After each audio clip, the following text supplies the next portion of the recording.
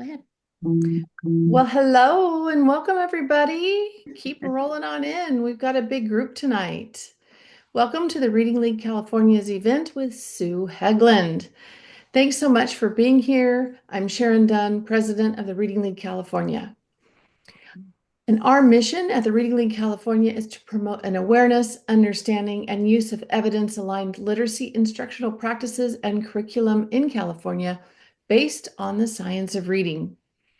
And each month we offer an event to support our membership, either in the form of professional learning like we have tonight with Sue, or a membership event. It's such a wonderful community to share resources and support, and we appreciate your partnership in this very important work in California.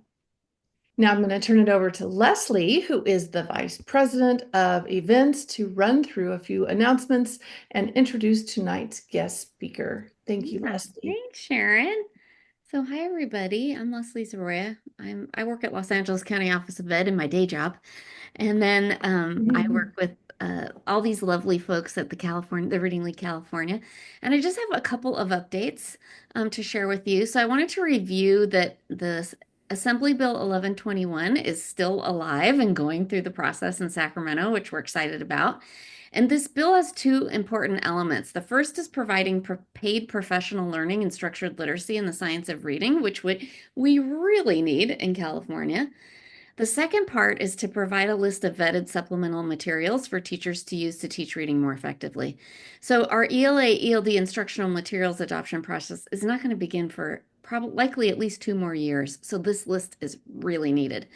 So if you would like to learn more about this, you can go to www.californiakidsread.org. We'll drop that link in the chat. And there is a place here where you can sign a petition.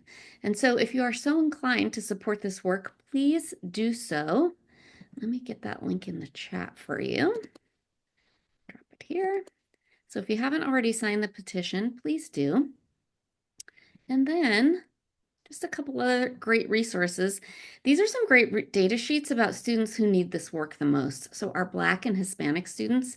And then there's a great two-pager on the bill itself. So these are in your shared folder for tonight. So feel free to download them, share them with other people. And then one last thing. If you are so inclined, EdVoice has created a very short Google form where you can share your testimonial as to how the science of reading and structured literacy have impacted your teaching and your students' achievement. So please, if you can, and this can be any educator in California, please take a moment to answer a few questions so that you can share that information with legislators. They're really looking for testimonials. They want to hear from real teachers doing this work in their classroom so they can share that with lawmakers. Okay, so those things are all in the shared folder. Help yourself to those. And now I get to introduce you and give a little background on tonight's speakers. Sue Hegland, she serves as editor-in-chief for the International Dyslexia Association Fact Sheet Publications. She served on the board of directors for IDA, Upper Midwest Branch, for 6 years and was elected to 2 terms on the Board of Education for the Brandon Valley School District. She's Orton Gillingham trained and has extensive training in orthographic linguistics and structured word inquiry. She began learning about dyslexia in 2003 as the parent of a dyslexic child, and she knows how difficult it is to watch a child struggle. She's just a fierce advocate for effective education for all kids, and we're so excited to have her here tonight to talk about spelling. So, Yay. welcome, Sue. Let me stop my share so you can load your screen and Thanks. we'll get going. Thanks so much for being here. There we go. Thank you. That picture that you have of me, I have to find out how people get that. I always feel like that's false advertising because that's about 50 years I think old. it looks just like But you. What are you anyway, talking about? it's nice to be here with you all today. So thank you, Leslie, for the introduction. Thank you to all of you for being here and for inviting me to speak with all of you. And I'm going to move right through this talk. I think, about 50 minutes that I'm going to try to spend talking. And I'd love to have a few minutes for questions at the end. But what I'm going to do is talk to you today about spelling in one of my favorite ways, and that is by starting with the spelling of a word that may seem very illogical, but in fact is completely regular once we consider what we know from studying our spelling system scientifically. And the principles that explain one word often allow us to understand many others. So we're going to start today by exploring a little bit about how the spelling system works, and then we'll come back at the end of the talk and focus a little bit on why all of this matters for literacy, although I'm sure that's going to make sense to you as we go along.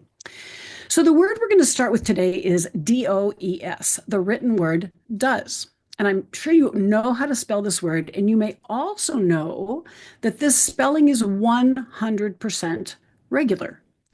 Now, if you're thinking it absolutely is not regular, then I'm glad you're here with us tonight, because we're going to look at every single letter in this word and talk about why this spelling for this word is the only one that respects three overarching concepts that are at work in our spelling system. And we need to understand these concepts if we want to understand spelling.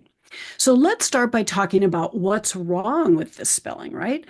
And by the way, the angle brackets that you see here are a signal that what's inside those brackets is a written form. It's a word or a grapheme or something written. So this is representing the spelling DOES. Now, for those of you who would say that this spelling doesn't make sense, then I'm assuming the reason is because it doesn't seem to represent its pronunciation very well, right? And it's true that when we start with the pronunciation of this word or many words all by themselves, there are absolutely parts of the spelling that we just can't understand. Because when we look at the spoken word does, we perceive three phonemes, d, z. And now we've got slash brackets, and these are telling us that the symbols inside those brackets are representing phonemes. So that's not the letter D, that's a symbol representing d. So in this spoken word, we perceive three phonemes, and the last two that we perceive are also in the word fuzz, right? And with fuzz, we spell each phoneme the way we would expect, with the F, the U, and that doubled Z. That's a convention of English that I'm sure a lot of you are very familiar with.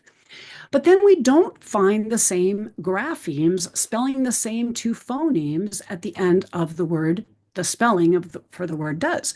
This D is what we would expect, and we know that we can spell Z with an S, but we often expect what we see in a word like fuzz or buzz. So then this S becomes at least somewhat or temporarily irregular, unexpected. And of course, we're really not quite sure what to do with that O and E in the middle. Again, if we're trying to translate the pronunciation of this isolated word into spelling phoneme by phoneme without thinking about anything else. But here's the thing that I think we're going to be really focusing on tonight. Spelling is not just a representation of pronunciation. This is probably, if you take away one idea tonight, I hope this is what you take away, that spelling is much more than just representing pronunciation. And in fact, one reason we have so many different graphemes that can represent a given phoneme, like we can have a Z or an S, both representing Z, is to allow other signals in a spelling of a word to be crystal clear. So what do we need to know about our spelling system to see the regularity of this particular spelling on the left? Well, first, we do know that effective instruction has to start from the beginning, teaching students how to isolate and identify phonemes, the smallest segments of spoken words that are distinctive for meaning. And we know that we need to teach students the relationships between those phonemes and the graphemes, the letters and combinations of letters that spell them. Of course, this is an essential component of structured literacy teaching from day one. But morphology should also be part of our thinking and our teaching from the very beginning of instruction. And here's why. The word fuzz is formed from just a single base element, one single written morpheme. It's morphologically simple. And we write the morphemic element that forms this word using graphemes that, in this case, simply represent the phonemes in a very direct way. So spellings like this one are the ones that are typically categorized as regular, but that categorization ignores the role of morphology in the spelling system, because the spelling DOES is morphologically complex. it's composed of more than one element, a base and a suffix. So let's define some terms before we go on. I've been talking about morphology, which is the study of morphemes. And a morpheme is the smallest unit of language that contributes to the meaning of a word, either a spoken or a written word, in a somewhat consistent way. And it's very helpful to think of a morphemic element as contributing to the meaning of a word rather than having a meaning of its own. Because words, we could say, have meanings, but morphemes don't have meaning in the same way, particularly as we look at written morphemes. Sometimes a suffix, for example, like an ing or an ed, is just going to add grammatical information to a word. And then this term element that I'm using, this refers to a written morpheme. So we have examples of elements here, the base elements play, struct, and these written words replaying and construct. And I want you to notice that I'm using the term base element rather than base word, because we're talking about the underlying structure of the word rather than the word itself. And using the term base element really helps clarify that we're talking about morphology. So other elements in these words, obviously we've got some prefixes and a suffix ing. And we can analyze the morphological structures of words using what's known as a word sum, as you see on this slide. And these are analytic word sums, which are showing how we can analyze these words into morphemic elements.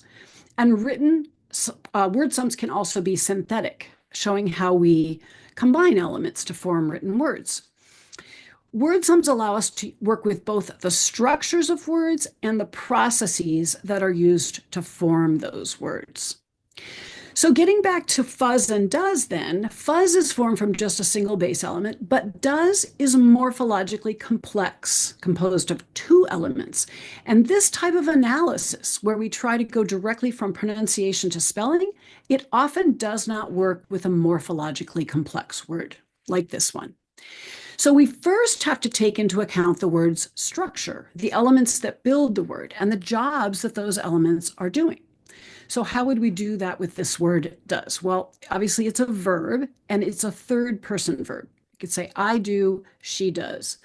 To get this form of a verb in the system in general, we typically add a suffix that has two possible forms, s or es. With s, you could describe that as the default. That's the one we would normally use unless we have a reason not to. And we can add s to words like play, words like demonstrate. Play is morphologically simple, demonstrate morphologically complex, and we get the third person form of the verb in either case. So then why would we use an es rather than an s in the word does? Well, there are three specific situations where we use the longer form es. And the first you probably know very well. If we're adding a suffix like this to a spoken word and it adds a syllable, so we say, I fish, my friend fishes, then we're going to add an es because we're adding that syllable. And by the way, there is a suffix ses that forms the plural, but we're talking about the suffix that forms the third person form of a verb. So this is one of the times when we would use an es. And notice that we pronounce the e in the word fishes as a schwa, fishes. So the schwa is that neutral pronunciation of a vowel. And I'm sure you teach your students that if you need to spell words that contain this incredibly common inflectional suffix es, where this e is pronounced as this kind of neutral schwa, we then have to think about how the word is being used and know that we're adding this suffix that's always spelled es when we use that particular form. So we can't spell a word like fishes or kisses, where the pronunciation of the e is very neutral, without thinking about morphology. And that's the same situation with does. We can't spell that word without thinking about morphology. Even though fishes, kisses, those are two-syllable words, and does is a one-syllable word. They are all still morphologically complex. So the second situation where we add an es rather than an s is when we change y to I before adding a suffix. And that's what's happening where you see that arrow pointing here in the word sum on the right. This convention is one of three that we have in English for adding suffixes, three suffixing conventions. So when we add a suffix to a word or to another suffix that ends in a single vowel Y, not an AY, EY, and so on, but just a single one letter Y grapheme, we change the Y to an I and then add the suffix, unless we're adding a suffix that starts with I. Then we don't change the Y. So this is the second situation that we run into. So then in tries, in the word try on the right, the Y is spelling the long I articulation, but in tries, after we apply that convention, then it's actually the grapheme I that is now spelling that long I phoneme. And if you'll notice here, the E in the suffix is not pronounced at all. It's not a schwa. It's just unpronounced. That's what this little null symbol means. Now, you will come across other explanations for the phoneme-grapheme relationships in a word like this one. Maybe that the IE is spelling the long I in a word like tries or cries. But this way of thinking about it really is the simplest explanation of what's going on with those phoneme-grapheme relationships. We see the same thing, by the way, with the suffix ed. We have three ways to pronounce this suffix. In planted, just as in fishes, the E is pronounced as that neutral schwa, but in played and tried and kissed, we do not pronounce the E. And in kissed, as we know, the D is actually pronounced t, kissed. So turning back to the ES then, we've now looked at two situations where we use this spelling rather than S. And now we're going to talk about the one that has to do with does. And that's because of the third condition. So when a word ends in an O grapheme, as we see with DO, we typically use the suffix ES. And this also explains the spelling of goes and echoes. So as we look at these word sums that reveal these consistently spelled elements that form these consistently spelled words, I would ask you to notice that in all of the last four words, tries, does, goes, and echoes, we spell the suffix es, but we don't pronounce the e in the suffix at all, and we pronounce the s as z. So we have two spellings for the suffix. S is the default and is sometimes pronounced s as in hops and winks, and sometimes z as in plays and hugs. And there are three reasons for using es, and when we do, the s is always pronounced z, and the e is sometimes a schwa, sometimes not pronounced at all. Sometimes you might pronounce it different ways, depending on your dialect, your accent, and the way you speak English. So at this point, then, I want to just stop and point out what we can observe about the spelling system by looking at just these two suffixes, es and ed. What we're seeing is that the spelling of an element typically remains stable, unchanged, except for the application of the three suffixing conventions, even when its pronunciation is varying in the words in which that element is found. And we will see that occurring throughout the system. And as a result, the pronunciation of a grapheme may vary. Graphemes are not always pronounced the same way. And in some words, a grapheme may not even be pronounced at all. So these two observations, that an element's going to be spelled consistently whenever possible, and that the pronunciation of a grapheme will change from word to word, these observations are incredibly important if we want to understand English spelling. And this leads us then to the first concept about English spelling that I want to share with you today, and that is so important to understand. And that is that English spelling is structural, and morphology is the framework of the spelling system. And when I describe it as the framework, it's because we spell all words by writing one or more consistently spelled elements that are doing specific jobs and combining them when needed using three consistent suffixing conventions. This is the organizing principle that we all need to be thinking about if we want to understand spelling, and we want to share this with students as well. And I just want you to notice that on this slide, we have 8 words that are morphologically complex, and how many of them are single syllable words. We have 6 single syllable words on this slide that are morphologically complex. And we often think about complexity relating to syllables, but that's not necessarily the case. And it's really important to be thinking about with some of these words that we often find to have very confusing spellings.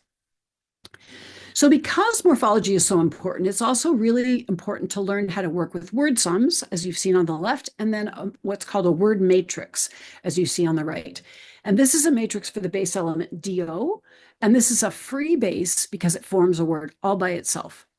And a matrix shows us, in a sense, a static picture of a collection of words that can be formed from a single base element. It has the elements that can form at least some of the words that are formed from this base, because you don't have to have all of the words that can be formed from a given base in a matrix. And when you use a matrix, you don't have to include elements from every column, but you don't want it. You do need to go from left to right, and you don't want to skip around. You just work from left to right and pull the ones that are appropriate for whatever word you're creating.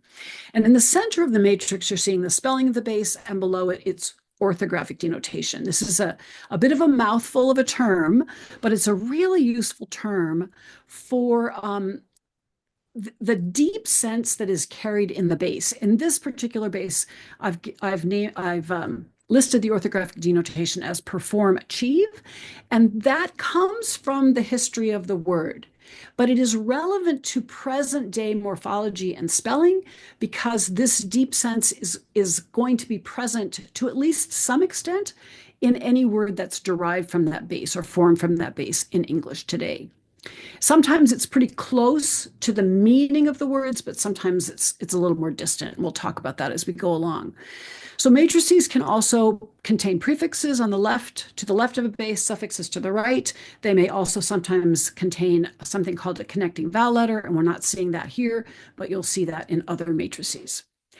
So one of the reasons that matrices and word sums are so powerful is that when we use them, the consistency and the coherence in the system just kind of jumps out at us in ways that we cannot see when we look at words in isolation. And I love using these two matrices because they're such basic words that kids use all the time. And you can see how the consistency between the two different matrices in the terms of the suffixes that are being used and the way the words are formed. And the ability to really then understand word structure by working with matrices and word sums, that only gets more powerful as we work with more complex, more advanced words. But the truth is that we really often cannot accurately understand the structures in words without these tools that allow us to check our thinking. Now, I want to just describe, I have on the slide here that morphology is the framework and the foundation of the system, and I want to just explain that. I've mentioned that morphology is the framework because we put these units together to form words, and the reason I say it's the foundation is because the spellings of these units, of these morphemic units, are stable. Students can learn them using the phoneme-grapheme relationships in those elements as glue, as we know is part of the theory of orthographic mapping. But those structural spellings are stable, while the particular phoneme-grapheme relationships are going to be quite flexible. So this is the firm foundation that we can use to build an understanding of the system. So we've looked then at the reason for the final ES in the spelling of does. And so it's there because it is telling us that this is a third person form of a verb. We're typically not surprised by the D, right? So that means we just need to talk about this O.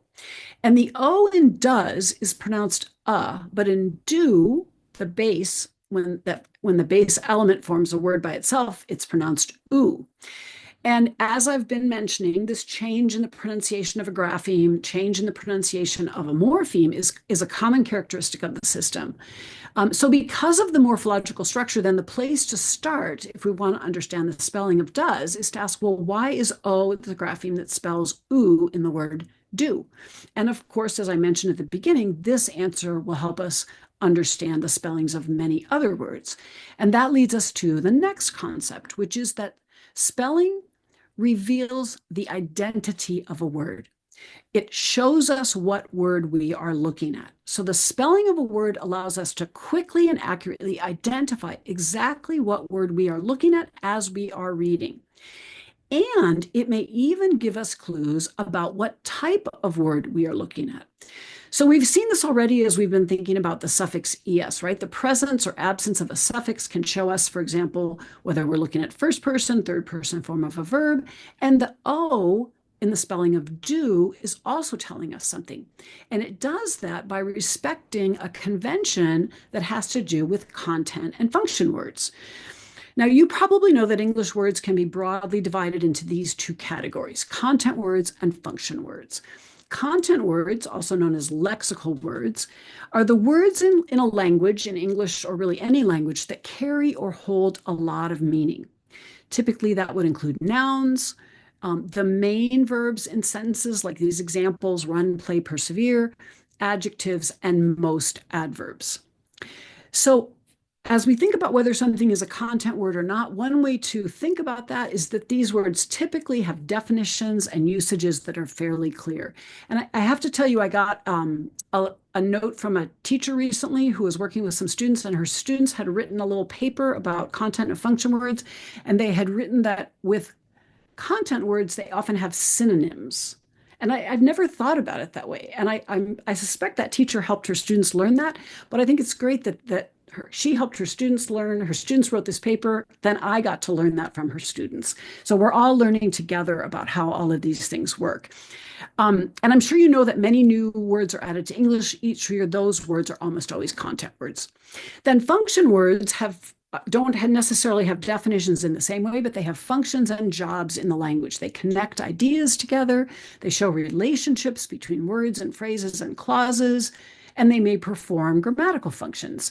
And here you see categories of words that can be function words.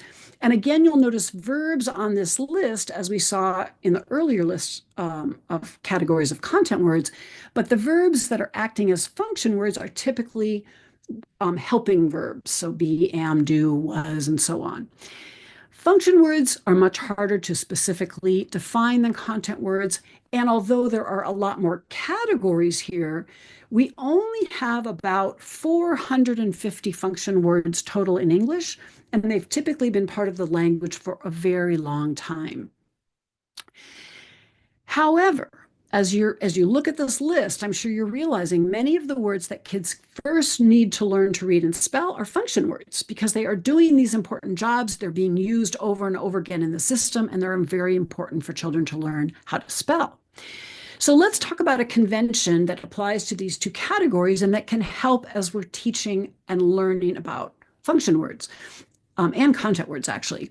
So you can see some evidence for this convention as you look at these words. What do you notice about the two groups of spellings that you're seeing here in these two different categories? You're probably noticing, for one thing, that the content words are generally longer than the function words, and that's not a coincidence, because by convention, content words in English are spelled with at least 3 letters. And that helps us understand the spellings of the words in the box.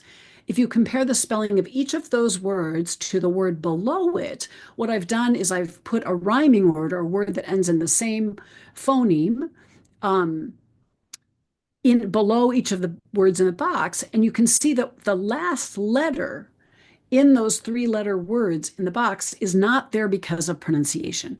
We do not need the second D in the spelling of odd to represent the pronunciation because pod uses just OD. What's happening in those words in the box is that the final letter is just making them 3 letters long. And it's either going to be a doubled consonant or an E that is just there to sort of make the word long enough. When I first learned this, I thought it was just like, how did I not learn this like a million years ago? But it is incredibly helpful as you start thinking about understanding spelling. Now, function words, on the other hand, do not follow that convention of having at least 3 letters. So they can be spelled with just the graphemes that are needed to allow us to identify them. And often that is just what's needed to represent the phonology. And they may use the shortest grapheme available, the grapheme with the fewest letters, to spell the phonemes in the word. So when you find a word that's spelled with fewer than 3 letters, and that's a lot of those words on the right, we will almost always find that it's a function word, or it can be a function word. But we might still have a little bit of confusion about the spelling of do, because while I'm showing it to you here under function words, you know that it can also be a main verb, as we see here, right? I do my homework after dinner. So wouldn't that make it a content word that should be spelled with at least 3 letters? Well, it turns out that we can think about function and content words in general in the system as operating on a continuum from strongly lexical to strongly functional. And some words clearly fall at one end or the other, like this word sweater, which has a clear meaning and usage. But on the other hand, we have the word the, which is clearly functional. It doesn't have a definition like sweater does. Other words, though, might fall somewhere in between, and they might even move around in terms of their functionality or their lexicality, depending on how they were used in a sentence. So here we've got the word do being used as a helping verb in the sentence, do you want my help? So what we see here, what we can observe, is that this high utility verb, which is used all the time in many different ways, has evolved to have a spelling that follows the conventions for a function word. It's only 2 letters, and it uses O for oo rather than, say, a longer grapheme like a double O or an EW or any of the other options that we would have. And in fact, if we think about the verbs that are most often considered irregular in English and in many other languages, these would be the top 4. If you Google what are the most irregular words that, term gets used in languages, these are the words that come to the top of the list. And all of these are highly functional verbs. They're used all the time in English and in other languages, and they've been part of English from the very beginning. And all of them take the shortest possible spelling that can represent their phonology, with have, H-A-V-E, also following the convention that English words tend to avoid a final V. So words in English that end in V often have an E after the V in the spelling to satisfy that convention. And by the way, can you think of any other 2-letter verbs? The only 2 that I could find were is and am, which are actually forms of the verb to be. So we can see that with verbs, this functional 2-letter spelling is restricted to a very small number of very high utility, very common verbs. Isn't that kind of cool? So when it comes to teaching then, these words on the right are often taught as irregular for spelling, but that's because we're comparing the spelling for oo in function words on the right to the content words on the left. Instead of doing that, we can talk to students about function and content words in age-appropriate ways. There are lots of really fun ways to do that, and point out that these 3 words on the right are all function words. To is a preposition, who is a pronoun, and do is this highly functional verb. And these words therefore take this single letter O spelling for oo. So let's kind of summarize where we are then. To understand the spelling of does, we have to keep in mind this first concept, that English is structural, and this convention that morphemes are spelled consistently, which is one of the main reasons that we have these flexible relationships between graphemes and phonemes in English. So we spell the word does by combining the base do with the suffix es. And then the second concept we talked about helps us understand why we spell do with an O. And that's the same reason that we spell to and who here the same way. So spelling is showing us what it is, a word is. It's giving us the identity of the word, helping us quickly identify, and it may even tell us something about the type of word that we're looking at. And we have these conventions about content words and function words that have evolved to make it easier for readers to quickly identify what sort of word we are looking at, and actually to help create emphasis in the most important words in a sentence, which would be those content words that are carrying a lot of the meaning. So hopefully this spelling now makes sense. But once students and teachers learn why does is spelled the way it is, then the next question may be, well, why is it pronounced the way it is? And that's a reasonable question. You can, and there's a lot of people who can explain that even better than I can, what happened to it throughout history.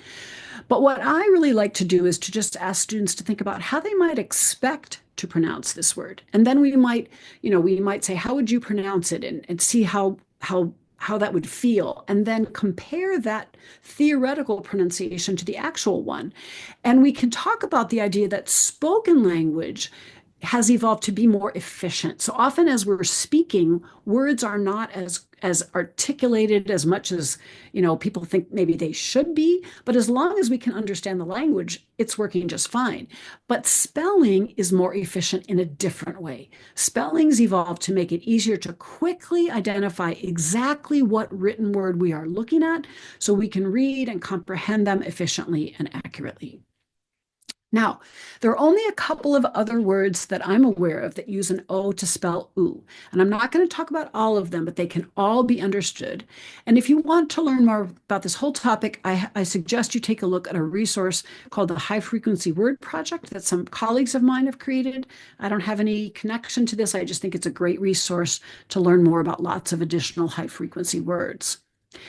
But today I do want to show you why we use an O when we're spelling move and prove. So the space M-O-V-E and the space P-R-O-V-E both form these words, and we use an O in both of those to spell oo, and they're both also often categorized as irregular. So here's a matrix for the base M-O-V-E, and you'll probably spot lots of words that you recognize by looking at the matrix, including some of these. I have written here word sums for immovable and removable, and movement, movie, removal, unmoved. And in many of these word sums, we're seeing another suffixing convention of English that many of you probably know, where we replace a final unpronounced E when we're adding a vowel initial suffix. And this convention is used all the time in English spelling. Now, there's a lot that we could talk about with this word family, but I want to just point out a couple of things. First, when you look at the orthographic denotation of this base element, it's pretty unsurprising, right? It's move. And this deep sense of moving is in all of these words. Now, you could add other words possibly to make that orthographic denotation a little more rich, but this is a pretty bare bones idea of what this base element carries with it in all these words that we form from it. Secondly, many of these prefixes and suffixes are found in lots of other words. Written English uses many different base elements, but a lot fewer prefixes and suffixes. And most of the ones that you see here in this matrix are very common, and students are going to use them to spell many, many different words. But if the question we want to answer is why is M-O-V-E, is the word move spelled with that O and not a double O, as we would see here, like in the word groove. Like, why do we spell move with one O and groove with two O's? Move is not a function word, so that doesn't explain the single O. And sometimes we can look at a matrix like this and see a change in pronunciation when you add a prefix or suffix that would help us say, oh, we pronounce it oh or ah in another word. So then we kind of can anchor that. But that's not the case here. All the words in this matrix have an O when it's stressed that's going to be pronounced oo. So that doesn't really help us. But it turns out that there's an associated base element that does allow us to do that. It's this base M-O-T-E. Now, you probably know that lots of words in English have come into our language from Latin, and both M-O-V-E and M-O-T-E as base elements have come from words that came into English from the same Latin verb. And because of that shared history, the two bases have the same orthographic denotation. Now, as a side note, I will say that it can be really helpful to learn more about how these base elements arrived in English. But if you're interested, you could learn more about that. We don't have a lot of time to go into that today, but I did write a bonus chapter when I finished the book that I wrote that Leslie had mentioned, and I was seeing questions from people on social media about words, and I thought, there's an area that I didn't really talk about in the book that would be a nice addition to it, and so I wrote this little bonus chapter that you can download from my website if you're interested. But what I want you to, again, looking at these slides, is to notice a couple more things. So MOTE is a bound base, not a free base. So it doesn't form a word all by itself. Now, you might be thinking, well, wait a minute, what about when we talk about like a dust mote? Not a super common word, but it is a word in English, and that has to be a free base, spelled M-O-T-E, and that is true. But that base, M-O-T-E, has an orthographic denotation of small particle. makes sense, right? A dust mote. So it has the same spelling, which means that they're homographic bases, but they have different orthographic denotations, and that means that they are not the same base. So that's really important to keep in mind as you start looking at base elements that might look the same but have very different senses to them. So this bound base MOTE then forms lots of words on its own, and here are just a few of them. So as you look at these words, notice how these are words that might be very challenging for students to spell, but they become so much simpler once we see these coherent logical units and we know how to apply the E convention. Sometimes we actually apply that convention more than once, as you see in the spelling of motility at the bottom. And again, think about the meanings and usages of these words. They all have some kind of connection to this orthographic denotation of move that's carried by the base, even though that might be quite abstract.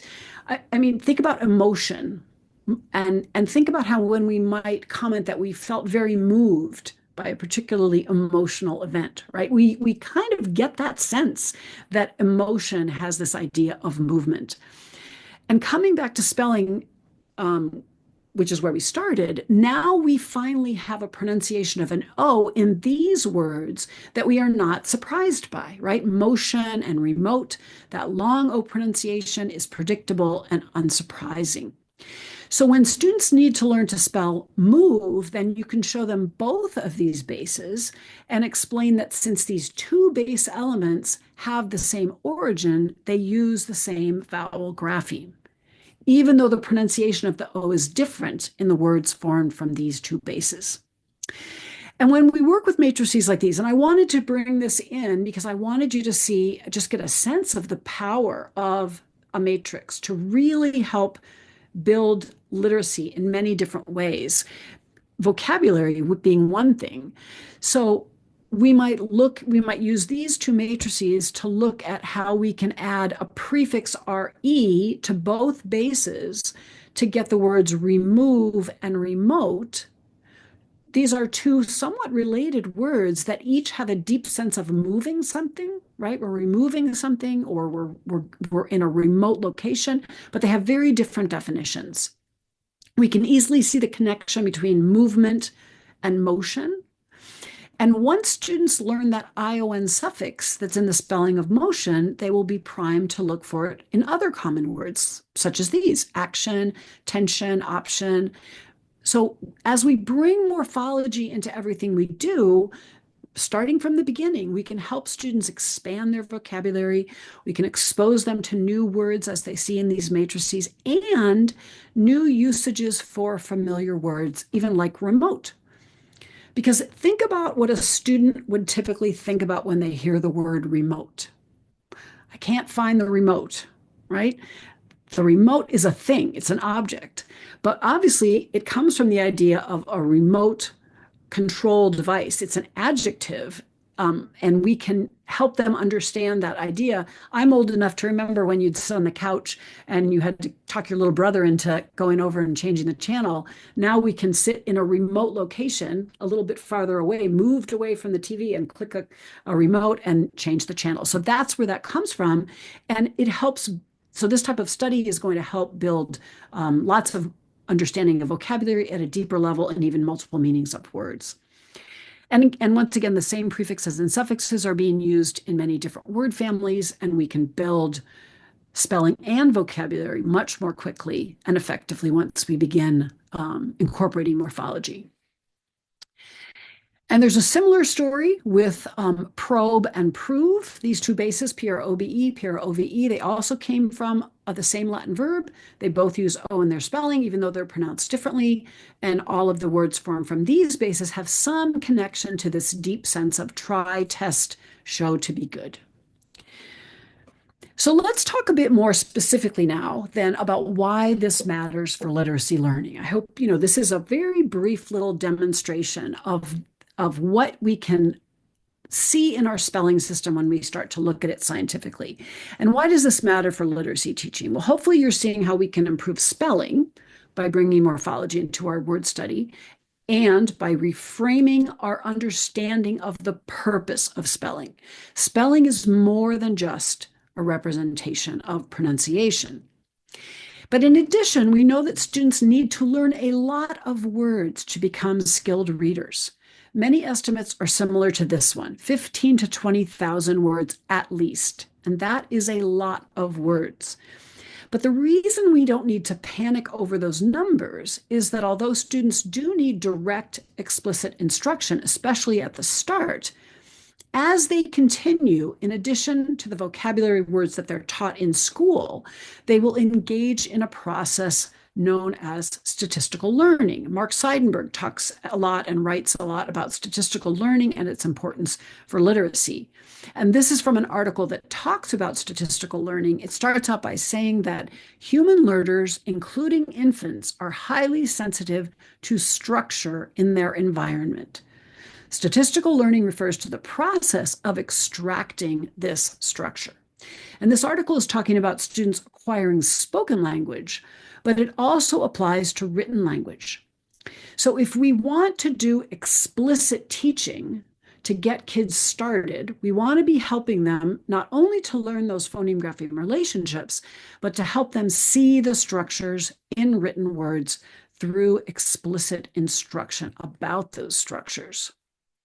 If we teach students how the system works, they will be equipped to continue learning new words throughout their lifetime. And this is on top of the explicit teaching of many words at once that can occur when vocabulary learning is organized around matrices. So we need to teach students how the writing system works. And this last concept then is particularly important as we do that. Written and spoken language are parallel and associated systems, of course, but they are not direct, simple translations of one another. We all grew up with the assumption that spelling is first and foremost a representation of the pronunciation of a word, but there's a lot more going on in spelling than just that. Spelling includes flexible representations of pronunciation, but it prioritizes the consistent spelling of morphemes, morphemic elements. And it includes signals of identity that you may not even hear in the pronunciation of a word. So to understand spelling, we have to start by looking at what is in that spelling and what it is showing us. We often cannot understand a spelling by just taking the pronunciation of a word in isolation, trying to isolate the phonemes and even the syllables in that word, and then translating it into a written form, phoneme by phoneme, syllable by syllable, because there are things in the spelling that we can't hear. Spelling is more complex and more amazing than simply providing a representation of pronunciation, and this knowledge absolutely matters for literacy. And I am super thrilled that I was able to get through this in the time that I have allotted. Usually I'm way over, and I really tried to script myself here a little bit. So I want to thank you all for being here, for all that you are doing to help students learn. And I think we do have time to take some questions. So I can leave this up for just another second, but then I know you all have this on the handout. So you can take a look at my website, learningaboutspelling.com, and there's my email if you want to contact me. You are welcome to sign up to follow on my website, and you will probably get an email about once every 2 years, because that's about how often I put it on that website. You won't get spammed, I promise. I'm going All to right. stop the share. Thank you so much, Sue. Wow, I really learned so much. I love the way that you organized it, and I love that matrices example. What a great idea. I want to borrow that. Okay, before everyone goes, let me share screen and just finish with a couple of important things that we need to know about before we go tonight. So, many of you know that the risk of reading difficulties screener process is going on. Folks are in California, folks are selecting a universal screener. And so there are still many events that you can attend if you need more support with that. So this graphic from Decoding Dyslexia and TRL California is awesome. You can download that. It's in your folder. We are still hosting at LACO. We have one more session on April 4th. If you haven't attended a screener overview, you are welcome to attend that. It's free. The flyer's in your folder. Same with the 4 approved screeners. If you have not attended an overview with the publishers, we are hosting on April 15th M-Class and Multitudes, and on April 16th Roar and Amira. Each one will have an hour on those days. Those are free overviews. Anyone is welcome to attend. That flyer is also in your folder. The California Department of Education has a wealth of resources, and you can click the code there and take a look at those. There's a Padlet full of information. Project Arise has done many sessions. They are fully recorded, so if you prefer to just do a recording, this flyer is also in your handout. Same with SCOE and Glean. They have been doing live recordings, and there's one more session on April 24th, and the topic is a recap and Q&A session. If you need to get some support, you can attend that. That's free as well. Go Literacy Workshops also has some free information. The recordings are available. They finished their live trainings, but the recordings are available for you. And then our next event for the Reading League is coming up in just about 2 weeks. We've got Sharon Vaughn coming to talk about the misconceptions around the science of reading. So if you are dealing with a lot of folks who are given some pushback, it might be a great session to come to get some information on how to correct misconceptions around the science of reading research. And then, so I'll put that in the chat. And then, Kristen, would you like to share about the EdVoice opportunity? Here is for There the. we go. On April 2nd, we are going to co-host an information session about the new bill, the new literacy bill, AB 1121. So if you'd like to find out more, if you're a California educator and you'd like to learn more and you'd like to help advocate in support of this bill, just register and that event will be recorded and you can learn all about the bill and how to support and what it's all about. Thank you. Awesome. Okay, and if you're not already a member or you have friends who are not members, please share this QR code with them. As we do this work in California, making the shift from balanced to structured literacy, it's really important that we build our army of support and resources. So please share with others. And then let's take a quick photo before we go. We always forget to do this, and Tirith wants to promote our event on social media. So if you guys would turn your cameras on for just a moment, we can take a quick screenshot. And Leslie, after the photo, do you think we could, I don't know if Sue has looked at a couple questions, but maybe take a question or two. People are Sure. asking. Sure, absolutely. Okay, Tirith, are you ready? Did you get it? Okay, you're ready? Okay. All right, everyone turn your camera on. Ready? Okay, you got it? Excellent.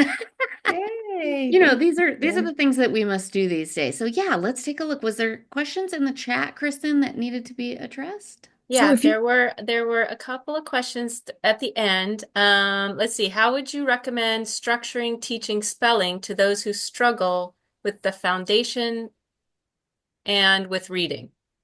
Yes, and I was looking through the questions too, and I think one of the questions that always comes up is this appropriate for kids who are struggling, and where do we start? How do we bring this in? I showed you a very complex matrix, and so when do we bring that in? And one of the things that I always say is I think the most important concept here is that teachers develop a knowledge and understanding of how morphology is so important in the system. We didn't even really talk about the influence of etymology and understanding words, but these are topics that teachers want to understand. And then you can bring these concepts in from the very, very beginning. When we're talking about a word like does, I'm kind of on a mission to get everybody to teach says as a regular word, because says is just S-A-Y, which is completely encodable, decodable, say, play, may, day. We add an S, And isn't it interesting to notice that the pronunciation becomes says, but we know how to spell say, and then we add that S and suddenly it's not an irregular word. So there are lots of places where teachers can bring this in from the very beginning. And a matrix like the one I showed you with MOVE, MOTE, you don't have to even make it that complex. If a student is learning to spell move, for example, it can be just MOVE and an S, and then maybe MOTE and an RE, remote. And so you can build and you can add to it as you go, and you can judge your own students' readiness for that kind of information. But the concepts that we want to be bringing in is this idea that we know the morphology is this structure, and that the spelling of words is more than just pronunciation. I'm seeing more and more enthusiasm and excitement for approaches that are probably doing a very, very good job of getting kids reading early on, but are not bringing all these aspects in. It's more about pronunciation directly to spelling. And that, again, may be something that can be very powerful in terms of ramping kids up quickly on those decodable words. But we want kids to be seeing that the system is more than that and have that in teachers' minds as they go from the very beginning. Yes, definitely. What grade level is appropriate for using the matrix? So I think you can use a matrix from the very beginning.